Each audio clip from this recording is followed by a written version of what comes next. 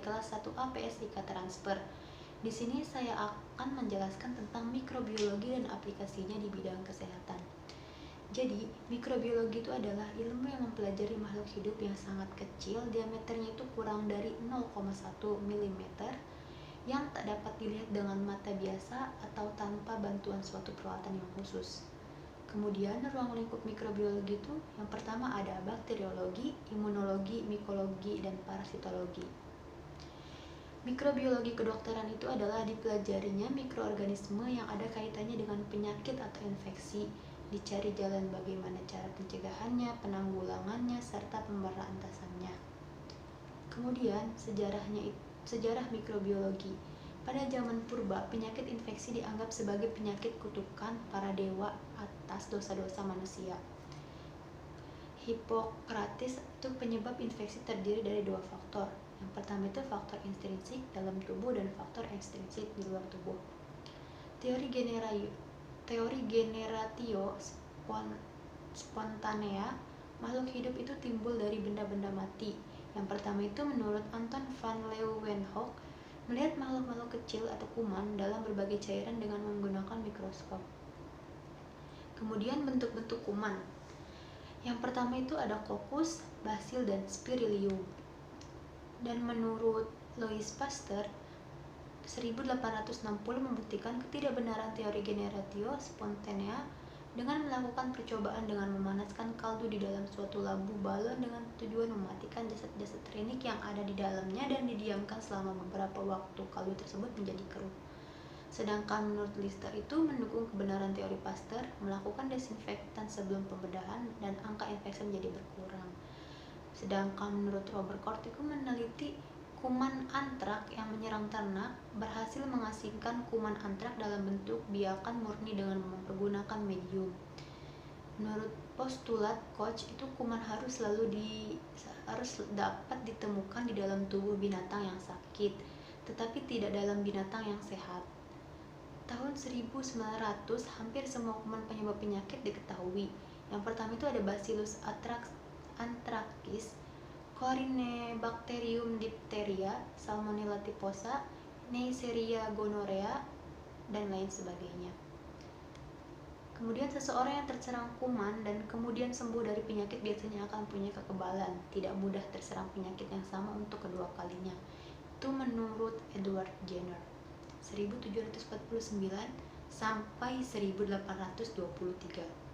Beberapa vaksin yang telah dikembangkan itu, yang pertama ada vaksin cacar menurut Edward Jenner, vaksin rabies menurut Pasteur, vaksin difteri, vaksin TBC, dan vaksin hepatitis. Ditemukan obat-obat dari bahan kimia untuk mengobati suatu infeksi itu, yang pertama ada sulfanilamida, DOMAC, penisilin, Alexander Fleming, antibiotika lain. Masalahnya itu biasa menimbulkan reaksi alergi atau resistensi kuman. Kemudian ada morfologi dan taksonomi kuman. Nah, nomenklatur pemberian nama binomial yang mempunyai dua nama diperkenalkan pertama kali oleh Linnaeus untuk tanaman tahun 1753. Penanaman kuman terdiri dari nama genus diawali huruf besar, epiheton specificum huruf kecil. Misalnya Salmonella typhi, Clostridium tetani. Nama kuman dapat berasal dari kata baru yang disesuaikan dalam bahasa Latin atau nama seseorang yang dilatinkan. Misalnya itu ada Bacillus atau batang, Clostridium itu pintalan yang halus, Micrococcus butiran kecil, Erwinia dari nama Erwin, Pasteurella dari nama Pasteur, Salmonella dari nama Salmon, Salmonella typhi penyebab tipoid, dan Brucella dari nama Brucella. Spesiesnya itu suatu jenis mikroorganisme yang sudah tertentu strain biakan murni. Kuman tersusun dari kelompok kuman yang merupakan keturunan kuman dari satu isolat. Misalnya Staphylococcus aureus strain Oxford merupakan kuman standar untuk macam-macam keperluan di laboratorium. Spesies bakteri ditentukan oleh sifat-sifat biokimia dan kebutuhan akan nutrisi produk akhir metabolisme. Sifat-sifat struktural yang terdiri dari bentuk, besar, cara pergerakan, dan reaksi terhadap perwarnaan. Taksonomi numerik menggambarkan persamaan, kemiripan, dan perbedaan karakteristik bakteri koefisien yang digunakan. Jacquard Similarity Coefficient atau SJ menyatakan sifat-sifat yang positif saja. Jenis-jenis mikroba yang menimbulkan infeksi dari golongan tumbuh-tumbuhan. Yang pertama itu ada bakteri bersifat sel tunggal. Mikron ukurannya itu rata-rata 0,5 sampai beberapa mikron. Jamur bersifat sel banyak disebut juga dengan kapang. Jamur bakteri bisa dilihat sebagai makhluk bersel banyak tapi juga dapat bersel tunggal. Mikrobakteria mikroba yang termasuk golongan hewan, protozoa, rickettsia, dan virus.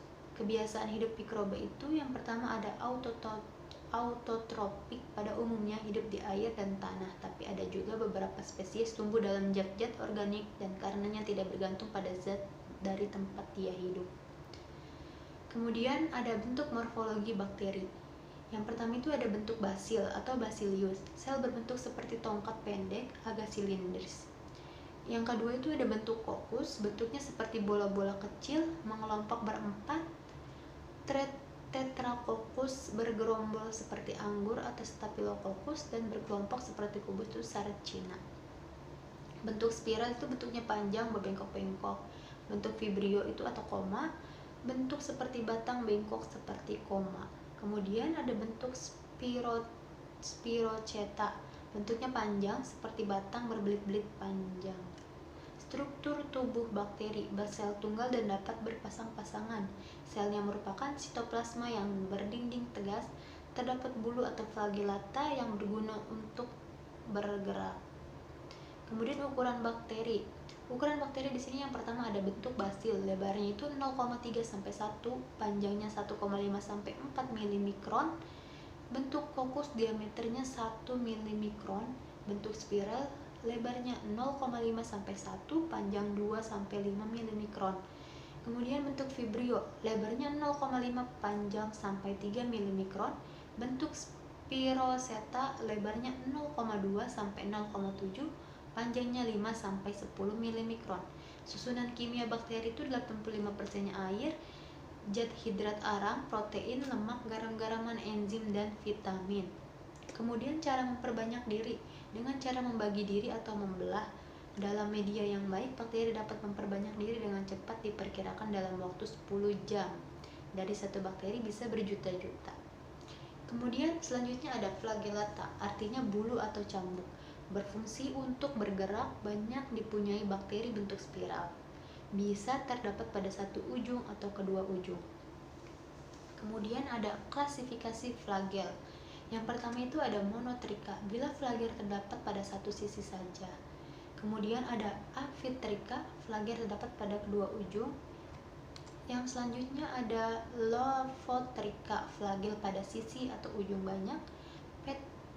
Peritrika, tersebar dari ujung ke ujung setiap sisi. Atrika, tidak terdapat flagel sama sekali. Kemudian ada spora, bentuknya ini bakteri yang sedang dalam usaha mengamankan diri terhadap pengaruh buruk dari luar. Fungsinya sama dengan kista pada amuba. Bakterinya berubah bentuk menjadi spora bila keadaan tidak menguntungkan. Kedudukan spora ini yang pertama ada terminal, subterminal, ekuatorial, dan spherical. Terminal itu terletak pada bagian ujung, subterminal itu antara bagian ujung dan tengah, dan ekuatorial itu pada bagian tengah, sedangkan spherical itu sesuai keadaan. Habitat alam mikroorganisme kebanyakan bersifat patogen, air, udara, makanan. Interaksi mikroba, hubungan timbal balik antara mikroba dengan mikroba lainnya maupun dengan organisme yang lebih tinggi. Bentuknya itu ada sintrofisme, kompetisi, simbiosis. Hubungan hospes kuman. Adanya kuman dalam tubuh manusia tidak selalu diikuti dengan keadaan sakit. Kemudian virulensi kuman adalah derajat patogenesis yang dinyatakan dengan jumlah mikroorganisme atau mikrogram toksik yang dibutuhkan untuk membunuh binatang percobaan dengan syarat-syarat tertentu. Macam-macam bentuk mikroba itu ada simbiosis, komensalisme, dan parasitisme.